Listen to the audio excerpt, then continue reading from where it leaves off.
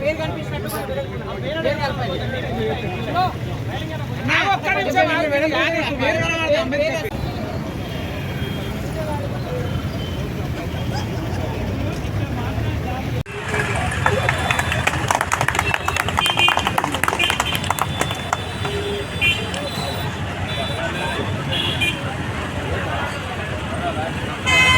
చూడు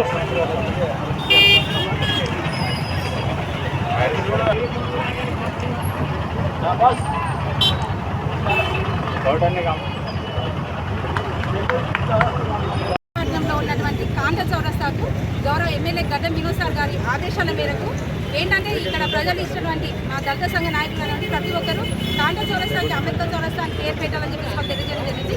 దానికి గాను గత కొద్ది రోజుల క్రితము మా గౌరవ కౌన్సిల్ సభ్యులందరూ తీర్మానం చేసుకొని కాంట చౌరస్తాకు అంబేద్కర్ చౌరస్తా అనేటువంటి పేరు పెట్టాలని నిర్ణయించుకోవడం జరిగింది. ఈరోజు అంబేద్కర్ గారి వర్ధంతి సందర్భంగా ఈ గొప్ప రోజున ఈరోజు అంబేద్కర్ గారికి అంబేద్కర్ చౌరస్తాని పేరు పెట్టడం అనేది మా యొక్క అందరి సంతోషంగా మేము తెలియజేస్తున్నాము.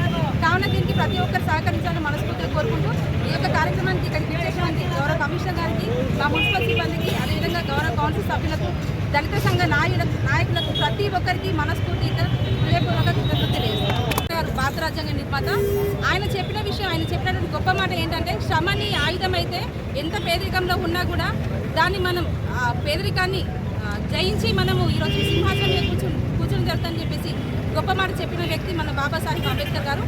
కావున ఈరోజు మన బెల్లంపల్లి పట్టణంలో ఉన్నటువంటి కాంట చౌరస్తాగా ఉన్నటువంటి ఇది బెల్లంపల్లి అంటే సింగరేణి ఏరియా. ఇక్కడ సింగరేణి యాజమాన్యం వాళ్ళు కాంట చౌరస్తాకి, ఎందుకంటే ఇక్కడ బొగ్గు అనేది తూకం వేయడం జరిగేది. కావున దీనికి కాంట చౌరస్తా అనేటువంటి పేరు గత 60 సంవత్సరాల నుంచి ఉండేది.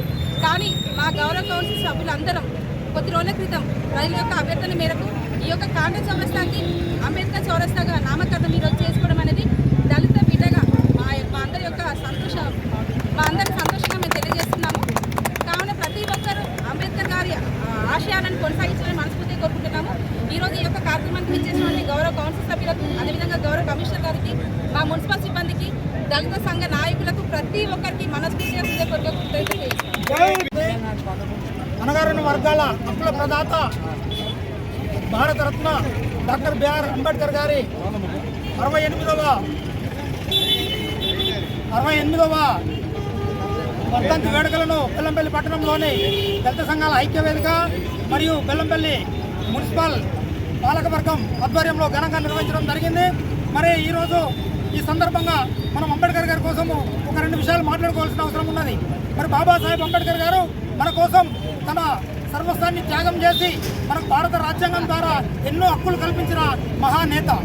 ఒకసారి మనం అర్థం చేసుకున్నట్టయితే భారతదేశానికి స్వాతంత్రం రాకముందే అంటే 1932 ఆగస్టు 17న 2వ రౌండ్ టేబుల్ సమావేశంలో మరి ఆ రోజు ఏదైతే ఒక తీర్మానమును 2వ రౌండ్ టేబుల్ సమావేశంలోనే మనకు ఒక హక్కులను మనకి ఇవ్వడం జరిగింది, ఓటు హక్కును. ఆ రోజు మరి 2వ రౌండ్ సమావేశంలో కొందరు రాజులకే ఇవ్వాలి, కొందరు చదువుకున్న పండుగలకే ఇవ్వాలి, కొందరు ఏంటంటే విద్యావంతులకు ఇవ్వాలనంటే అప్పుడు ఈ దళిత వర్గాలు మరి ఊరికి దూరంగా, చదువుకు దూరంగా, విద్యకు దూరంగా, వాళ్ళన్నిటికి దూరంగా విసిరేయబడ్డ వాళ్లకు మరి ఏది లేదు. కాబట్టి అంబేద్కర్ గారు ఒకటే కోరిండు, ఎవరైనా పర్వాలేదు, ఆడ మొగాలు తేడా లేకుండా, లింగ విభేదం లేకుండా 18 సంవత్సరాలు నిండిన వయసులకు అందరికీ కూడా ఓటు హక్కు కావాలని ఈ సందర్భంగా ఆ రోజు డిమాండ్ చేయడం వల్లనే ఈరోజు మనకు ఓటు హక్కు వచ్చిందన్న సంగతిని మనం మరవరాదని సంగతి తెలియజేస్తా ఉన్నాను. ముఖ్యంగా political power is the master key అన్నాడు.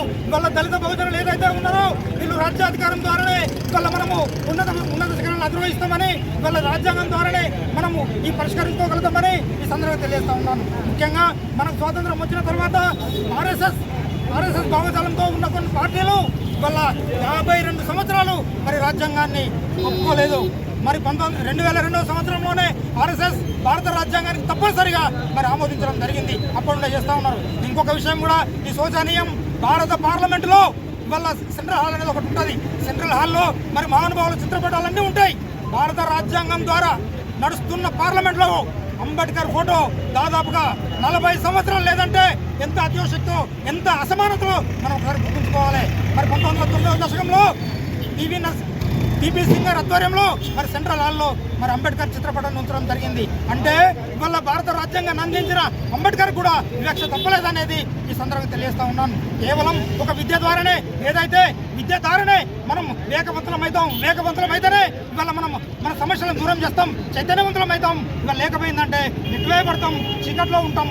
ఇవాళ భారతదేశంలోనే కాకుండా ఇవాళ బలహీన వర్గాల ఆశాజ్యోతి బాబాసాహెబ్ అంబేద్కర్ గారి 68వ వర్ధంతి సందర్భంగా తెలంగాణ దళిత సంఘాల ఆధ్వర్యంలో మరియు మున్సిపల్ పాలకవర్గం ఆధ్వర్యంలో ఈరోజు ఘన నివాళులు అర్పించడం జరిగింది. ఈ రోజున ఏదైతే కాంటా చౌరస్తా అని అంబేద్కర్ చౌరస్తాగా నామకరణం చేసినటువంటి బెల్లంపల్లి ఎమ్మెల్యే గడ్డం వినోద్ వెంకటస్వామి గారికి మరియు ఈరోజు మున్సిపల్లో తీర్మానం చేసినటువంటి చైర్పర్సన్ జక్కుల శ్వేతా శ్రీధర్ గారికి తెలంగాణ దళిత సంఘాల ఐక్యవేదిక నుంచి మనస్ఫూర్తిగా ధన్యవాదాలు తెలియజేస్తున్నాం. జై భీమ్. బాబాసాహెబ్ అంబేద్కర్ గారు 1956లో ఆయన కాలం చేయడం జరిగింది. బాబాసాహెబ్ లేకున్నా కూడా అందరి గుండెల్లో ఎప్పుడూ చిరస్థాయిగా ఈ సూర్యచంద్రులు ఉన్నంత వరకు ఆయన యొక్క చేసినటువంటి సేవలు, ఆయన చేసినటువంటి భారత రాజ్యాన్ని మర్చిపోతాయని చెప్పేసి కూడా మేము తెలియపరుచుకుంటున్నాం. ఈరోజు భారతదేశం మొత్తం ప్రపంచ దేశాలన్నీ స్వాగతించినంటే బాబాసాహెబ్ రాసినటువంటి రాజ్యాంగాన్ని ప్రతి ఒక్క పేదవాడికి, ప్రతి రైతుకు, ప్రతి కార్మికుని కూడా అంబేద్కర్ రాసిన రాజ్యాంగమే మనకు అది ఉపయోగపడుతూ ఉంటుంది. అంబేద్కర్ గారు ఈరోజు మన భారతదేశంలో అమలులో ఒక ఆయన రూపంలో ఇంకా జన్మించకపోతే మనము ఏమైపోయే వాళ్ళం అనేది ఒకసారి ఆలోచన. కాబట్టి ఈ యొక్క రాజ్యాంగం రాసి మనకు ఎంతో మనకు సహాయం చేసినటువంటి మహనీయుడు. ఎప్పుడు సూర్యుడు వస్తే మనకు శాంతి అనేది కనబడుతుంది. అలాగే భారత రాజ్యాంగం ఉంటే మనందరికీ జీవితాలు బాగుంటాయి. ఎవరికి ఏం జరిగినా కూడా భారత రాజ్యాంగమే మనకు అడ్డుపడుతూ ఉంటుంది. భారత రాజ్యాంగం ద్వారానే ప్రతి ఒక్కటి మనకు జరుగుతూ ఉంటుంది. కాబట్టి ఆ బాబాసాహెబ్ అంబేద్కర్ గారు ఎప్పుడు ఇన్ని సంవత్సరాలు, 10,000 సంవత్సరాలు రాబోయే తరాలకు కూడా ఈ యొక్క అంబేద్కర్ గారి గురించి ఎప్పుడు తక్కువే. ఇప్పుడు సూర్యుడు చంద్రుడు ఉన్నంత వరకు బాబాసాహెబ్ అంబేద్కర్ గారు ఉన్నంత కాలం మనకు ఈ ప్రపంచం ఉన్నంత కాలం ఈ యొక్క భారతదేశంలో బాబాసాహెబ్ పేరు అనేది ఉంటుంది. కాబట్టి మనం అందరూ ఆయనకు ఎన్ని నివాళులు తక్కువని. కాబట్టి ఆయనకు ఈరోజు చిన్నగా కాంటా ఏరియాలో కూడా మేము ఈరోజు బతుకుతున్నామంటే ఇక్కడ బాబాసాహెబ్ అంబేద్కర్ రాసిన రాజ్యాంగమే మనకు అడ్డుపడింది. ఎంతోమంది ఎంతో ప్రయత్నాలు చేసారు, మమ్మల్ని అందరినీ రోడ్ల మీద పడేద్దామని ప్రయత్నాలు చేసారు. కానీ మేమందరము ఆ యొక్క రాజ్యాంగాన్ని ఆశ్రయించి మేము చేస్తే మాకు ఆర్డర్ కూడా దొరకడం జరిగింది. ఆయన యొక్క బాబాసాహెబ్ మా యొక్క జీవితం ఉన్నంతకాలం మా బాబాసాహెబ్ అంబేద్కర్కు మేము వాళ్ళకు వందనాలు తీసుకుంటూ ఉంటాం. జై హింద్, జై భారత్, జై అంబేద్కర్.